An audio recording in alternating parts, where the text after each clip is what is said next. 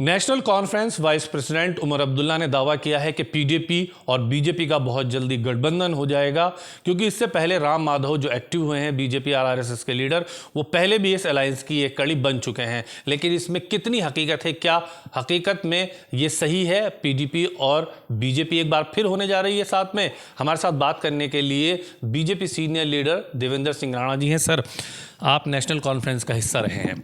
सबसे बड़ा सवाल ये है कि जो आज उमर अब्दुल्ला साहब कह रहे हैं, वो कह रहे हैं कि सीधा सीधा राम माधव की जो एंट्री जे.एंड.के में कराई गई है वो पीडीपी और बीजेपी के अलायंस के लिए कराई गई है। यानी कहीं ना कहीं आप लोगों के अंदर खाने बातचीत हो चुकी है और ये उसकी एक कड़ी है, शुरुआत है। कैसे कहेंगे, क्या देखते हैं इस सब में? देखिए, उमर अब्दुल्ला साहब एक भ्रम बनाने की कोशिश कर रहे हैं, कश्मीर के लोगों को गुमराह करने की। उनकी ये कोशिश है ये बताने की और दर्शाने की कि हर पॉलिटिकल पार्टी, हर जमात, जो सियासी जमात जम्मू कश्मीर में है, वो बीजेपी के साथ जुड़ी हुई है। केवल नेशनल कॉन्फ्रेंस एक ऐसी जमात है जिसका कोई बीजेपी के साथ ना संबंध है ना संबंध था।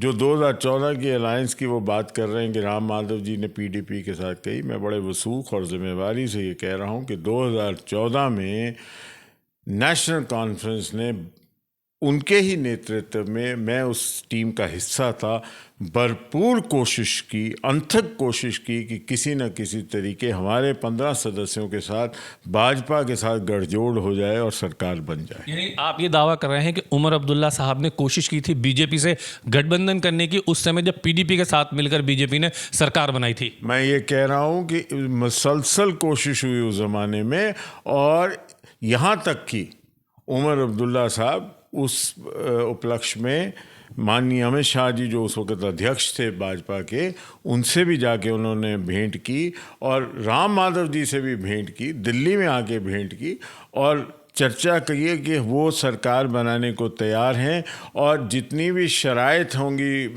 बीजेपी की वो मानने के लिए तैयार है। केवल एक ही है कि किसी न किसी तरीके आप सरकार हमारे साथ बना लीजिए। लेकिन वो उनका प्रस्ताव जो था वो भाजपा के केंद्रीय नेतृत्व ने नकार दिया, और ये हकीकत है, 100% हकीकत है। और 5 अगस्त 2019 जिस वक्त 370 मिटा, उसके बाद मुसलसल कोशिशें की गई नेशनल कॉन्फ्रेंस की आला नेतृत्व ने कि कहीं ना कहीं किसी ज़रिए भाजपा के साथ संपर्क बनाया जाए, भाजपा के नेतृत्व। और चूंकि मैं उन कोशिशों का हिस्सा रहा हूं, मैं जानता हूं कि किसी न किसी तरीके से कोई ना कोई अंडरस्टैंडिंग जो है वो बीजेपी के साथ हो जाए। और ये मैं कह रहा हूं अक्टूबर 2021 तक, क्योंकि उसके बाद मैं चला गया। अक्टूबर 2021 तक मुसलसल कोशिशें। तो पहले भी तो नेशनल कॉन्फ्रेंस बीजेपी के साथ है। ये कश्मीर के लोगों को गुमराह करने की कोशिश करते हैं। कश्मीर के लोग जो हैं, कश्मीर के अवाम जो हैं, वो सियासी तौर पर बड़े बाशूर हैं, वो सब जानते हैं और सब समझते हैं। लेकिन अब अगर ये सवाल किया जाएगा उनसे कि आप उस वक्त बीजेपी के संपर्क में थे, उनसे मिलना चाहते थे, उनसे बात करना चाहते, तो सीधा ये कहेंगे कि आप तो अब बीजेपी में, इसलिए आप बीजेपी की बात करेंगे। ये हकीकत है, कुछ अखबारात ने भी उस वक्त इसका चर्चा किया हुआ है। तो अगर वो बात आ जाएगी कि वो एतराज़ करेंगे, तो वो अखबारात भी आपको मैं दे दूंगा जिनमें बातचीत हुई है। तो ऐसी बात नहीं है। सिर्फ एक ही मीटिंग नहीं हुई, बार बार मीटिंग हुई और उनका चर्चा जो है देश के अखबारों में भी। लेकिन बीजेपी उस वक्त क्यों नहीं गई? आप तो हिस्सा थे उस वक्त नेशनल कॉन्फ्रेंस का, तो क्या वजह थी कि बीजेपी उस वक्त नेशनल कॉन्फ्रेंस के साथ नहीं आना चाहती थी? बीजेपी ने फैसला किया कि नहीं, नेशनल कॉन्फ्रेंस। आज भी तो ये कोशिश करते रहे हैं कि किसी न किसी तरीके से बीजेपी के साथ गठजोड़ बने। बीजेपी नहीं मानती है, बीजेपी की केंद्रीय नेतृत्व जो है वो नहीं मानता है नेशनल कॉन्फ्रेंस या पीडीपी या किसी के साथ गठजोड़ करने के लिए, क्योंकि वो ये समझते हैं कि हमें राष्ट्रवाद को मजबूत करना है जम्मू कश्मीर में।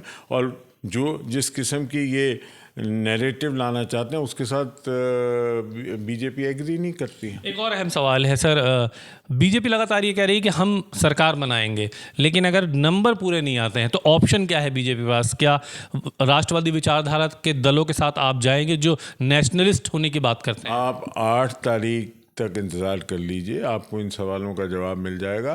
कहीं नहीं ये उस नंबर तक पहुंचेंगे, ये जो नेशनल कॉन्फ्रेंस कांग्रेस का गठजोड़ है। आप कांग्रेस को देखिए,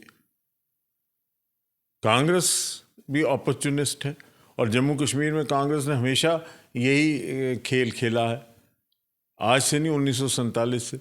वो किसी और वक्त बात करेंगे।